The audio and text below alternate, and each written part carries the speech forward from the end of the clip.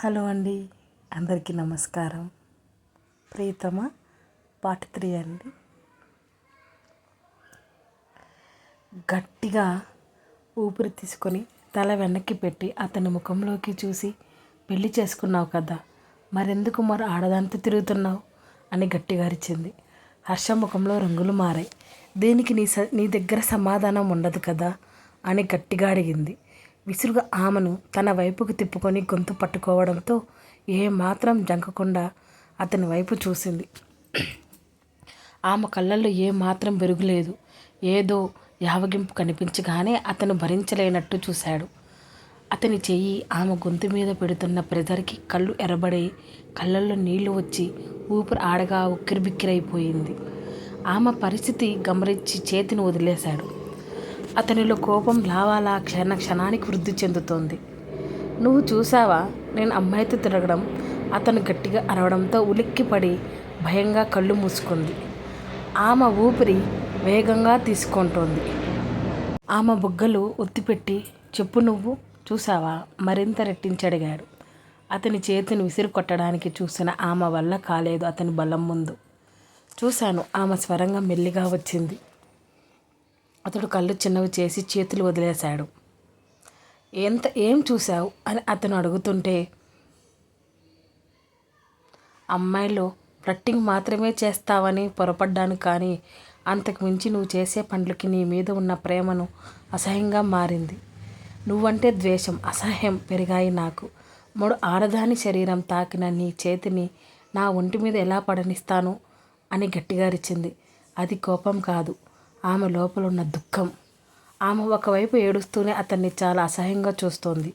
ఈ పెళ్లి బంధం నుంచి నన్ను విముక్తి చేసి నీకు నచ్చింది చేసుకో, కళ్ళు తుడుచుకుంటూ గట్టిగా చెప్పింది. అతడు విస్తుకుపోయి అలాగే చూస్తుండిపోయాడు. గబగబా లేచి రెడీ అయ్యి ఇంట్లో ఉండిబుద్ధి కాగా మళ్ళీ డ్యూటీకి వెళ్ళడానికి సిద్ధమయ్యింది. రాత్రి భోజనాల టైంకి గగన్ రాలేదు. ఇక్కడున్న 2 రోజులు అతన్ని కళ్ళారా చూసుకోవాలన్నా సరే ఇంట్లో ఉండడు ఈ మనిషి. ధరణి మనసులోనే విసుక్కుంది. ధరణి, గగన్ ఈవేళ ఇంటిపైన గదిలో ఒంటరిగా పడుకోగలవా? అత్తయ్య ప్రశ్నకి ఉలిక్కిపడింది. అత్త అంది అర్థం కానట్టు ముఖం పెట్టి. నీ ఒక్క గదే కదా పైన, గగన్ కూడా ఎదుటి గదిలో ఉండడు. మిగిలినవన్నీ ఖాళీ రూమ్స్. ఉండగలవా లేదా అని అడుగుతున్నా. మాలవిక మరోసారి వివరించి అడగడంతో, లేదు నేను పడుకుంటానత్త అంది ధైర్యం తెచ్చుకుంటూ. సరే, ఏదైనా అవసరం ఉంటే కాల్ చేయి నాకి. అప్పటికే 10 గంటలు అయిపోవడంతో సోఫా నుండి లేస్తూ అంది మాలవిక. ఎక్కడికి వెళ్ళాడు? ధరణి నెమ్మదిగా అడిగింది. ఎవరు? మాలవిక అర్థం కానట్టు చూసింది. ఇంకెవరు, మీ అబ్బాయి గారు. చాలా లేట్ అయిపోయింది కదా అంటున్న ధరణి మాటలకి నవ్వింది. ఉదయం వేరే సిటీ వెళ్ళాడు. ఎక్కడికి ఏంటి అనేది నాకు కూడా తెలియదు. వచ్చాక మాట్లాడుకుందాం అన్నాడు అంది మాలవిక. ధరణి ఇంకేం అడగలేదు. గుడ్ నైట్ చెప్పేసి మెట్ల వైపుకు నడిచింది. అయినా ఈ అత్త ఏమీ అందు. చిన్నప్పటి నుంచి బాగా గారం చేసి పెంచింది. అందుకే నచ్చినట్టు చేస్తాడు. తన గదిలోకి వెళ్ళిపోతూ ఎదురుగా ఉన్న గది వైపు ఆమె చూపు పడింది. డోర్ ఓపెన్ చేయడానికి ట్రై చేస్తే అది లాక్లో లేదు. ఆమె కళ్ళు మెరిశాయి. తలుపు తెరిచింది. లోపలంతా చీకటిగా ఉంది. స్విచ్ బోర్డ్ వెతికి లైట్ వేసింది. గదంతా శ్వేతవర్ణంలో మెరిసిపోతోంది. ఎటు చూసినా శుభ్రంగా ఉంది. ఉదారంగు కిటికీకి పదాలు గాలికి నెమ్మదిగా కదులుతున్నాయి. బెడ్ పైన అతని ఫోటో ఫ్రేమ్ తగిలించి ఉంది. చాలా పెద్దది. అందులో గగన్, మాలవిక, ప్రకాష్ ముగ్గురూ ఉన్నారు. తల్లిదండ్రులంటే అతనికి ఎంత ఇష్టమో ఆ ఫోటో ఆ గదిలో పెట్టుకోవడంతోనే అర్థమవుతుంది. మరోవైపు వాళ్ళకంతా అతని ఫోటోలో ఫిక్స్ చేయించి, మాలవిక అతని చిన్నప్పటి నుంచి తీసిన ఫోటోలు ఫ్రేములు చేయించి మరింత అందంగా తీర్చిదిద్దినట్టుంది. గోడకు అమర్చారు. అతని ప్రతి దశలో తను చూసింది. ఆ ఫోటో ఫ్రేములను నెమ్మదిగా తడిమింది. అతని స్టడీ టేబుల్ కిటికీ దగ్గర వేసి ఉంది. అతని మంచం మీద అలా కూర్చుంది. గడ్డం కిందికి చేతిని పెట్టుకుని ఎదురుగా ఉన్న ఫోటోల వంక చూసింది. ఇంకేం కదిలించలేదు ఆమె. కదిలించాలన్నా భయం. చిన్నప్పుడు అతనికి తెలియకుండా అతని రూమ్లో ఏదో వస్తువులు తీసి చూసిందని దెబ్బకి కనిపెట్టేశాడు. ఎక్కడివి అక్కడ పెట్టినా కనిపెట్టేస్తాడు. ఆ అనుభవంతోనే ఇప్పుడు గప్చుప్గా కూర్చుంది. ఈ గది తనకది ఎప్పటికవుతుంది, అది ఎప్పటికి జరగదని తెలుసు కదా తనకి. కాసేపు తర్వాత వెళ్ళిపోయింది భారమైన మనసుతో. కొన్ని గంటల ముందు మధ్యాహ్నం 1 అవుతున్న సమయం. డార్జిలింగ్. పగలే రాత్రిని తలపిచ్చే చలి. కాలింగ్ బెల్లు మోగుతుంటే విసుగ్గా తలుపు తెరిచాడు హర్ష. అతడు ఆ రోజు ప్రాక్టీస్కి వెళ్ళలేదు. వేద మాటలు అతనిలో కోపాన్ని, అసహనాన్ని బయటికి లేపి ఆవేదనగా మార్చేశాయి. తలుపు తెరిచిన వెంటనే ఎదురుగా గగన్ని కనిపించగానే నమ్మలేనట్టుగా చూశాడు హర్ష. కళ్ళుకున్న గాగల్స్ తీస్తూ తప్పుకోరా అని ముఖం చిట్లించి చూశాడు. అక్కడ గగన్ని చూసి హర్ష ఆనందం పట్టలేకపోయాడు. రే గాగ్స్ అంటూ ఎగిరి కౌగిలించుకున్నాడు హర్ష. ఈడియట్, దూరం జరుగు, చిరాగ్గా ఉంది. గగన్ మాటలు వినలేదు హర్ష. గగన్ని లోపలికి లాక్కొచ్చి డోర్ వేశాడు. ఏంటి ఈ సడన్ సర్ప్రైజ్? హర్ష అడుగుతుంటే అర్జెంటుగా ఫ్రెష్ అవ్వాలి అన్నాడు గగన్. హర్ష గది చూపించగానే 10 నిమిషాల్లో ఫ్రెష్ అయ్యి బయటకు వచ్చాడు. రా తిందాం అన్నాడు హర్ష. వేద ఎక్కడా? తన వచ్చి ఇంతసేపు అవుతున్న ఆ ఇంట్లో కనిపించని వేద కోసం అతని కళ్ళు వెతుకుతున్నాయి. హాస్పిటల్కి వెళ్ళింది. అప్పటి వరకు ఉత్సాహంగా ఉన్న హర్ష స్వరం నీరసంగా మారిపోయింది. ఇంతకీ ఏమండావు? ఆ టాపిక్ అడగగానే వదిలేసి డైనింగ్ టేబుల్ ముందు కూర్చున్నాడు గగన్. నాకెక్కడ వంట వచ్చు, వంట ఆవిడ వండిపోయింది అంటూ తన కూర్చున్నాడు హర్ష. తినే వరకు ఏం మాట్లాడలేదు గగన్. మామూలుగా హర్ష క్రికెట్ ప్రాక్టీస్ గురించి మాట్లాడుతున్నాడు. గగన్ ఫోన్ బయటికి తీసి ఎవరికో కాల్ చేశాడు. అసలు ఏం జరుగుతుంది రా మీ మధ్య? కాసేపటి తర్వాత హర్షని చూస్తూ అడిగాడు. నీకు ఈ పాటికే తెలుసుంటుంది కదా, రాయబారం లేకుండానే ఇక్కడికి వచ్చావా? హర్ష చాలా చిరాగ్గా అడిగాడు. నీ పో ఉంటుంది కదా, నువ్వు చెప్పు. గగన్ సన్నగా నవ్వుతూ అడిగాడు. ఎందుకు పెళ్లి చేసుకుందో తెలియదు, ఎందుకు దూరం పెడుతుందో తెలియదు, ఎందుకు తొడుతుందో తెలియదు, ఎందుకు అసహించుకుంటుందో తెలియదు, ఎందుకు కోపడుతుందో తెలియదు. ఈరోజు గట్టిగా అడిగాను అని ఆగాడు హర్ష. చెప్పు వింటున్న అన్నాడు తాఫీగా వెనక్కి వాలి. నేనే తాగిపోతానని, తిరిగిపోతానని అంటుంది. ఎందుకురా నాకు అంటగట్టావు? జుట్టు లోపలికి 2 చేతులు పోనిచ్చి చాలా అసహనంగా అడిగాడు. కాలింగ్ బెల్ మోగింది. హర్ష వెళ్ళి తలుపు తెరిచాడు. వేద లోపలికి వచ్చింది. హాల్లో గగన్ కనిపించగానే అతని దగ్గరికి నడిచింది. బ్యాగ్ సోఫాలో వేసి అతని పక్కన కూర్చునింది. ఎలా ఉన్నావు? గగన్ అడిగింది. బిందాస్. అతని సమాధానం విని ఆమె చిన్నగా నవ్వింది. 5 మినిట్స్ ఫ్రెష్ అయ్యి వస్తాను. 5 మినిట్స్ ఫ్రెష్ అయ్యి వస్తాను. బ్యాగ్ తీసుకుని గదిలోకి వెళ్ళిపోయింది. చూసావా, నా ముఖం కూడా చూడలేదు, పళ్ళు బిగించి అన్నాడు హర్ష. ఇప్పుడే కదరా వచ్చింది, రానివ్వు. పక్షపాతం చూపించావంటే ఊరుకోను సీరియస్గా అన్నాడు హర్ష. గగన్ మళ్ళీ పెదవులు సాగదీశాడు. నవ్వుతో చంపకరా. సోఫాలో వాలిపోయి నుదురి మీద చేతులు పెట్టుకొని కళ్ళు మూసుకున్నాడు హర్ష. కాసేపటి తర్వాత వేద బయటకు వచ్చింది. ఎంతసేపు అవుతుంది వచ్చి? భోజనం చేశావా అని అడిగింది గగన్ని చూస్తూ. అయిపోయింది. అలా కూర్చో, బాగా ఆకలిగా ఉంది, తినేసి వస్తా. ఆ మాటల్లో ఏదో సహనం గగన్కి తాకింది. వెళ్ళు అన్నాడు. ఆమె డైనింగ్ టేబుల్ దగ్గరికి వెళ్ళింది. ఎంతో ఆకలిగా ఉన్నట్టు, ఉదయం కూడా తిన్నట్లు అనిపించింది అతనికి. భోజనం చేసి డైనింగ్ హాల్ దగ్గరికి వచ్చి హాల్లోకి వచ్చింది. పడుకొని ఉన్న హర్షని ఒక చూపు చూసి గగన్ పక్కన కూర్చుంది. వేద ఏమైంది? మృదువుగా అడిగాడు. నాకు డివర్స్ కావాలి, నీ ఫ్రెండ్కి చెప్పిప్పించు. ఆ మాటకి పడుకున్న వాడల్లా ఉలిక్కిపడి లేచి కూర్చున్నాడు హర్ష. ఇప్పిచ్చేస్తాను కానీ ఎందుకు వేద? ఆమె చేతి మీద చెయ్యి వేసి నెమ్మదిగా అడిగాడు. ఇతనితో నా వల్ల కాదు గగన్, ప్లీజ్, నేను ఉండలేను అని ఆమె ఏడుపు గొంతుతో అంది.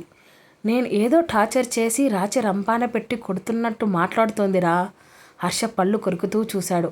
అసలు నీ ప్రాబ్లం ఏంటి? గగన్ చాలా మామూలుగా అడిగాడు. ఉందిగా, మేడం గారిని అడుగు, చిరాగ్గా అరిచాడు హర్ష. అరే నువ్వు వాగు కాసేపు, ముఖం చిట్లిచ్చాడు గగన్. మీరేం మాట్లాడుకోండి లేచి వెళ్ళిపోయాడు. ఇప్పుడు చెప్పు ఏమైంది వేదను చూస్తూ అన్నాడు గగన్. నా వల్ల కాదు హర్షతో ఉండడం. ప్లీజ్ అత్తయ్య వాళ్ళతో నువ్వే చెప్పు గగన్ అంది తలదించి. అదే ప్రాబ్లం ఏంటి అని అడిగాడు. హర్ష నన్నెప్పటికీ ప్రేమించాడు గగన్, అదే నా ప్రాబ్లం అంది ముఖం దించి. నువ్వెలా చెప్తావు అని అడిగాడు. నాకు తెలుసు ఏడుపు ఆపుకుంటూ చెప్పింది. వాడి మంచివాడు అని నేను చెప్పను, అలాగే చెడ్డవాడు కూడా కాదు. నువ్వు కోరుకుంటే డ్రైవర్స్ ఏంటి ఏదైనా ఇప్పిస్తా అని అని ఆమె తల నిమిరి ఏదో మాట్లాడబోతుండగానే ఇప్పిచ్చు, రేపో మాపో నన్ను చంపేయమంటుంది, అది కూడా చేసిపెట్టు. టీపై ఉన్న ఫ్లవర్ వాస్ తీసుకుని హర్ష వైపు విసిరాడు గగన్. క్షణాల్లో అది గమనించి ఉడిసి పట్టుకున్నాడు హర్ష. అప్పటికే గగన్ చూపులు కాల్చేలా ఉన్నాయి హర్షని. అదేం పట్టించుకోలేదు అతను. నేను బయట ఉంటాను, నీ పంచాయతీ అయిపోతే వచ్చేయి. ఆ ఫ్లవర్ వాస్ దుమ్ము తులిపి టీపై మీద పెట్టి చక్కగా వెళ్ళిపోయాడు. తిక్క వెధవ. వేద పళ్ళు నూరుకుంది. మంచోడు వేద. గగన్ చిన్నగా నవ్వాడు. ఇప్పుడే కదా మంచోడు అని నేను చెప్పను అన్నావు. గగన్ వైపు సీరియస్గా చూసి చేతులు కట్టుకొని ముఖం తిప్పుకుంది. వేద భుజం చుట్టూ చెయ్యేసి ప్రాబ్లం ఏంటి వాడితో అని అడిగాడు ఇంకోసారి. అక్కడ ఉంది వేద కాబట్టి అతని స్వరం అంత స్మూత్గా ఉంది. అదే మరొకరైతే అతను అడగడం కాదు కదా, మాట్లాడడం కూడా చెయ్యడు. తన బిహేవియర్ ఎప్పటికీ మారదు గగన్. ఇంకా అమ్మాయిలతో ఫ్లట్టింగ్ అంతకు మించి ముందుకెళ్ళిపోయాడు. చేతుల్లో ముఖం దాచుకొని చెప్పింది వేద. అతని 2 క్షణాల పాటు ఏమీ మాట్లాడలేదు.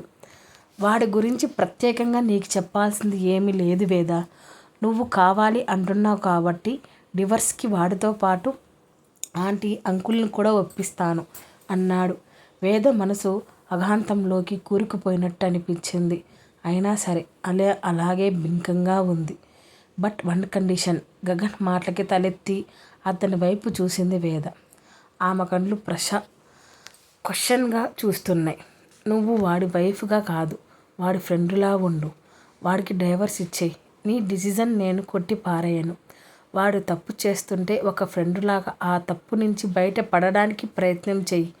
1కి 2 సార్లు చెప్పినా అయినా నీ వల్ల కాకపోతే వదిలేయ్ అని ఆలోచించి ప్రశాంతం లేకుండా చేసుకోకు. వాడికి బాగు చేసే ప్రయత్నం అయితే చెయ్యి. భారీగా కాదు, ఒక ఫ్రెండుగా. డివర్స్ ఇప్పించే బాధ్యత నాది. నువ్వు కావాలి అనుకుంటే అంటూ. ఇంకా ఇక్కడే ఉంటే ఏడ్చి చేస్తాడు వాడు అంటూ పైకి లేచాడు గగన్. ఇవాళ ఉంటావా అని అడిగింది వేద. లేదు, నువ్వు అర్జెంటుగా రమ్మంటే వచ్చాను. నైట్ ఫ్లైట్కి వెళ్ళిపోతాను అన్నాడు గగన్. మరి ఇప్పుడు మీ ఇద్దరు వెళ్ళి బయట తిరగకపోతే ఏమి, ఇంట్లో ఉండొచ్చు కదా వేద కోపంగా అంది. 1 అవర్లో వచ్చేస్తాం అని చిన్నగా నవ్వి బయటికి వెళ్ళిపోయాడు గగన్.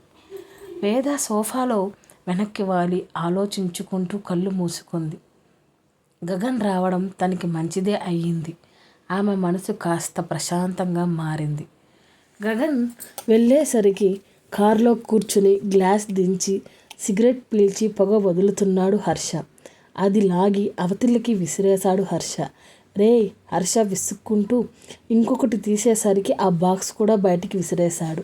పూర్తిగా చెడిపోతున్నావురా అంటూ పక్క సీట్లో కూర్చున్నాడు గగన్. నీ ఫ్రెండ్తో కలిసి నాకు లక్షలు ఇవ్వడానికి వచ్చావా?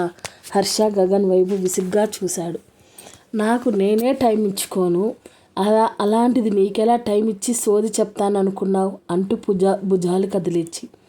ఏంటి వేదతో గొడవ అని అడిగాడు చాలా మామూలుగా. ఇప్పటి వరకు వినొచ్చావు కదా, చెప్పలేదా అని అడిగాడు హర్ష. నీ బిహేవియర్ నచ్చలేదట, డైవర్స్ కావాలని చెప్పింది. సరే ఇప్పిస్తానన్నాను.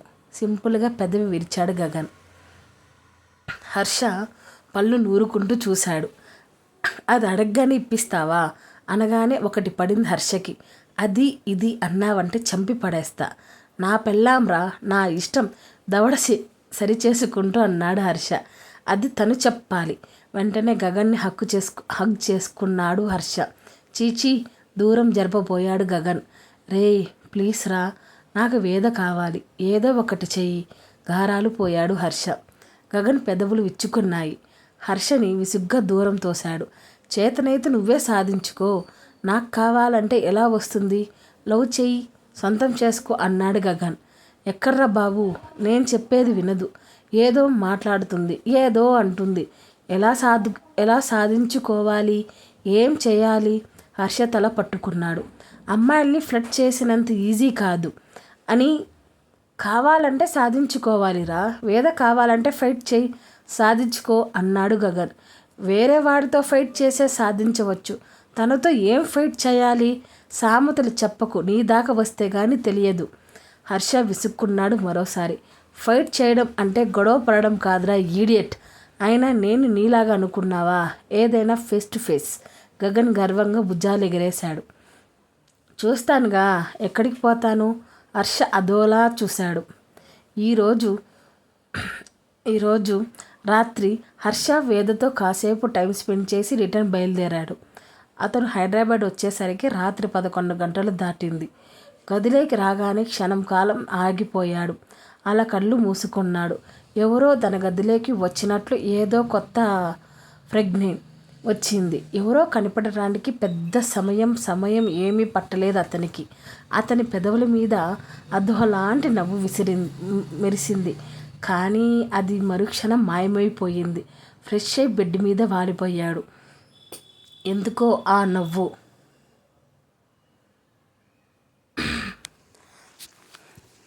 తనకి ఒక చిరునవ్వు నవ్వాడు. గగన్ ఎలాగో లేడు కాబట్టి ధరణిలో ధైర్యం వచ్చి పడింది. అతను ఉంటే నిజంగానే తనకి అతని ముందుకు వెళ్ళాలంటే చచ్చేంత బిడియం. పొద్దున్నే లేచి అలవాటు ఉన్న ధరణి ఫ్రెష్ అయి గదిలో నుండి బయటకు వచ్చింది. సరాసరి కిందకు వచ్చేసింది. వంట వాళ్ళతో ఏం చేయాలో చెప్తోంది మాలవిక ఇద్దరికీ కాఫీ కలిపింది. ఇద్దరు హాల్లో కూర్చున్నారు. టీపై మీద ఉన్న మాలవికకి ఫోన్ మోగింది. కాల్ లిఫ్ట్ చేసింది మాలవిక.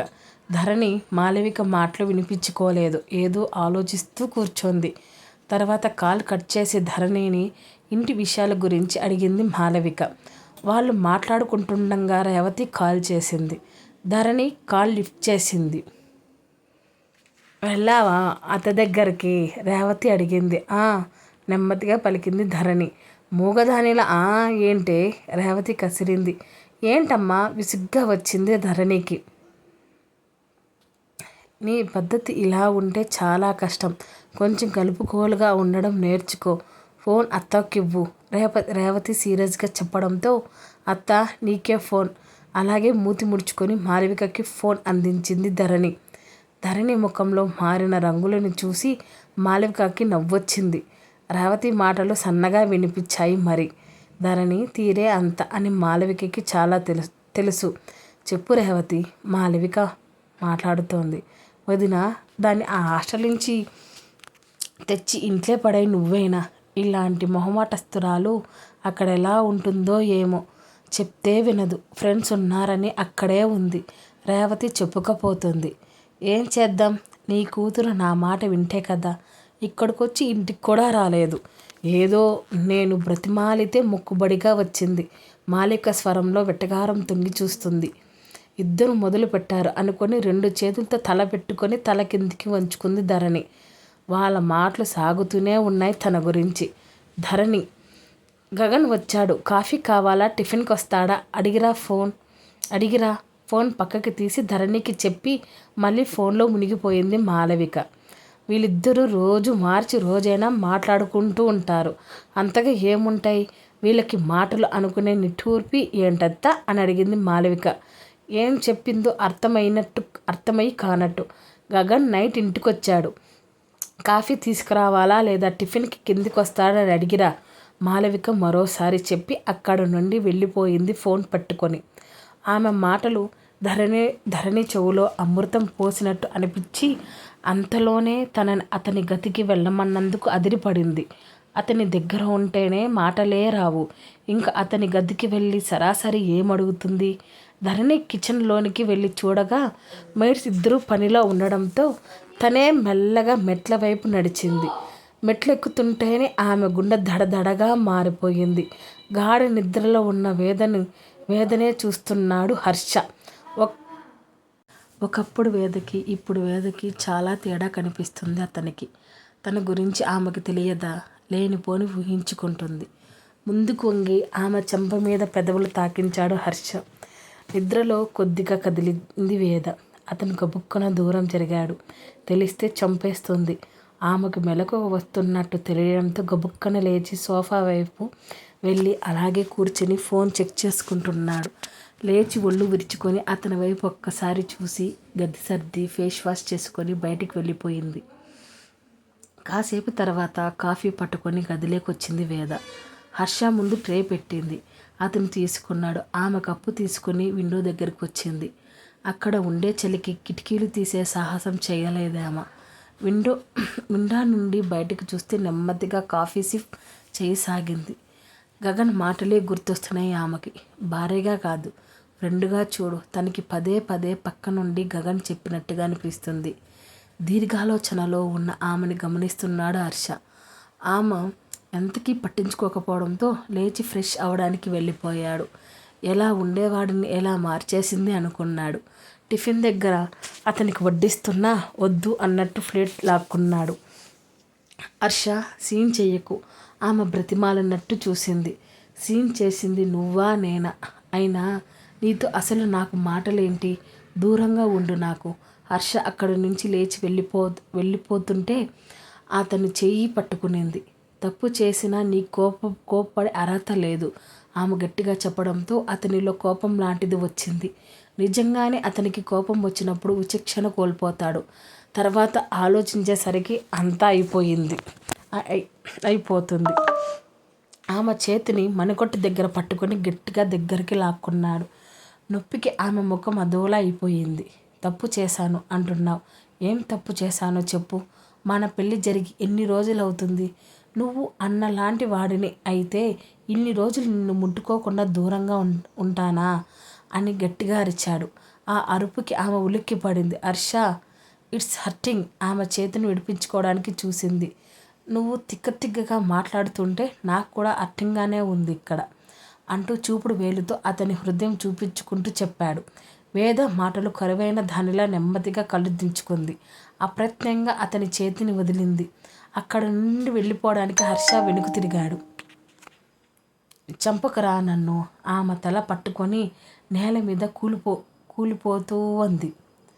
గుమ్మం వరకు వెళ్ళిన అతను అడుగులు ఆగిపోయాయి. వేద వెక్కిళ్ళు పెట్టి ఏడుస్తున్న శబ్దం. ఇంకొక అడుగు అతను బయటికి వేయలేకపోయాడు. గగన్ గది ముందుకు వెళ్ళి గట్టిగా ఊపిరి తీసుకుంది ధరణి. చేతిని ముందుకు పెట్టగానే అది వణికింది. ధరణి గుటగుటలు మింగుతూ చేతి వైపు చూసుకుంది. ఇదేంటి ఇంతకి వణికిపోతుంది? అతను ఏమైనా కొత్తవాడా? చిన్నప్పటి నుంచి చూస్తుంది కదా తను. మరోసారి గాఢంగా ఊపిరి పీల్చుకొని తలుపు నెట్టడానికి చేతులు ముందు పెట్టగానే గబుక్కన తలుపు తెరుచుకుంది. ఎక్కువ ఫోర్స్తో ధరణి నెట్టబోయి అది తెరుచుకోవడంతో గబుక్కన ముందుకు పడింది. ఆమె పడతాను అనే భయంతో కీచుగా అరిచింది. దృఢమైన ఛాతీ ఆమె తలను తాకింది. గరుకైన చేతులు ఆమె భుజాలను పట్టుకున్నాయి. ఏవో శరీరపు పరిమాణాలు ఆమెను ముక్కును తాకాయి. పడలేదు అన్న భరోసాతో అప్పటి వరకు గట్టిగా మూసిన కళ్ళని నెమ్మదిగా ఎత్తి చూసింది. కళ్ళు చిన్నవి చేసి సూటిగా ఆమెనే చూస్తూ కనిపించాడు గగన్. అతను ఇలా చూడగానే అదిరిపడి తనను తాను చూసుకుంది. ఆమె తల అతని హృదయానికి సమీపించి ఉంది. అతని చేతులు ఆమె భుజాల్ని గట్టిగా పట్టుకుని ఉన్నాయి. ఆ అజాన బాహువుల్లో తన పిట్ట పిల్లలలా ఒదిగిపోయింది. కుటుకలు మింగుతూ అతనిని చూసింది. అప్పుడే ఫ్రెష్ అయి వచ్చినట్టుగా ఇంకా చొక్కా వేసుకున్నట్టే ఉన్నాడు. అతని జుట్టు కాస్త తడితడిగా పొడిగా ఉంది. కళ్ళు ఎక్కడ పెట్టి వస్తున్నావు? తన మీదికి వాలున్న ఆమెని సరిగ్గా పక్కన నిలబెట్టాడు. ధరణి మాట్లాడలేదు. ఏం చెప్పాలనుకున్నా కానీ నోట్లో నుంచి మాట బయటికి రావడం లేదు. అది తలుపు అంటూ నసుకుతుంటే మూగదానివా నువ్వు? అక్కడి నుండి మిర్రర్ దగ్గరికి వెళ్ళాడు. ధరణి కాదు అన్నట్టు అడ్డంగా తల ఊపడం. అతను మిర్రర్లో నుంచి చూసి అతని పెదవులు ఇచ్చుకున్నాయి. ఎక్కువగా ఊపకు, ఊడి పడుతుంది అతని జుట్టు సరిచేసుకుంటూ అన్నాడు. ధరణి తల్లాడించడం టక్కున ఆపేసింది. అతను ఎందుకొచ్చావు అని అడగలేదు. ఆమె అక్కడే ఉండగానే కబోర్డ్స్ తీసి షర్ట్ తగిలించుకున్నారు. అతని పని అతను చేసుకుంటున్నాడు. ఆమె అక్కడే ఉంది. అత్తయ్య పిలుస్తోంది అంది ఎప్పటికో. ఆ ముక్క చెప్పడానికి అరగంట పట్టిందా? అతను ఛార్జింగ్ పెట్టిన ఫోన్ చేతిలోకి తీసుకుంటూ అడిగాడు. ధరణి అదిరిపడింది. కాఫీనా టిఫన్నా అని అడిగి రమ్మంది. అక్కడుండి త్వరగా బయటపడాలి అనే నెపంతో ట్రాఫిక్ డైవర్ట్ చేసింది. నేను వస్తున్నా అని చెప్పు అని గగన్ చెప్పగానే కబుక్కున వెనక్కి వెళ్ళబోతూ అడ్డొచ్చిన తలుపుకి తగిలింది. అప్పటికే ఆమెను చూసి అతను కేర్ఫుల్ అటుండగానే ఆమె ముక్కు పట్టుకొని ఏడుపు ముఖం వేసుకొని అతని వైపు తిరిగింది. అతనికి చెప్పలేనంత నవ్వొచ్చింది. కానీ ఆమె ఏడుపు ముఖం చూసి నవ్వును కష్టంగా దాచిపెట్టాడు. ధరణి ముక్కు తడుముకుంటూ చేతి వైపు చూసింది. రక్తం వచ్చిందేమో అని. రక్తం ఏమీ రాలేదు. కానీ పిచ్చి నొప్పిగా అనిపించింది ముక్కంతా. అసలే తెల్లగా ఉంటుంది. ఆ ముక్కు కొన బాగా ఎర్రబడిపోయింది. అరే, నిజంగానే నీకు కళ్ళు లేవు అంటూ దగ్గరికి వచ్చి మునివేళ్లతో ఆమె ముక్కు మీద రాశాడు. ధరణి కళ్ళు వెడల్పు చేసి అతని వైపు చూసింది. వెయిట్ అంటే అతను తిరిగి వెళ్ళి లోషన్ తీసుకొచ్చి ఆమె ముక్కు మీద నెమ్మదిగా అప్లై చేశాడు. అతని వెచ్చటి ఊపిరి ఆమె నుద్రపరుచుకొని ఆమె కళ్ళను మూసుకుపోయేలా చేసింది. అతను మునివేల స్పర్శ అప్పుడప్పుడు ఆమె చెంపలకి తాకి ఆమెలో వణుకు పుట్టేలా చేసింది. ఈసారి కళ్ళు నెత్తిని పెట్టకుండా నడువు సరేనా అంటూ ఆమె ముఖంలోకి చూడగా నెమ్మదిగా కళ్ళు ఎత్తి చూసింది. అతని కళ్ళల్లో చిలిపితనం ఉట్టి పడుతుంది. అతని కళ్ళు నవ్వుతున్నాయి. చంపకరా నన్ను. ఆమె తల పట్టుకొని నేల మీద కూలిపోతుంది. గుమ్మం వరకు వెళ్ళిన అతను అడుగులు ఆగిపోయాయి. వేద వెక్కిళ్ళు పెట్టి ఏడుస్తున్న శబ్దం.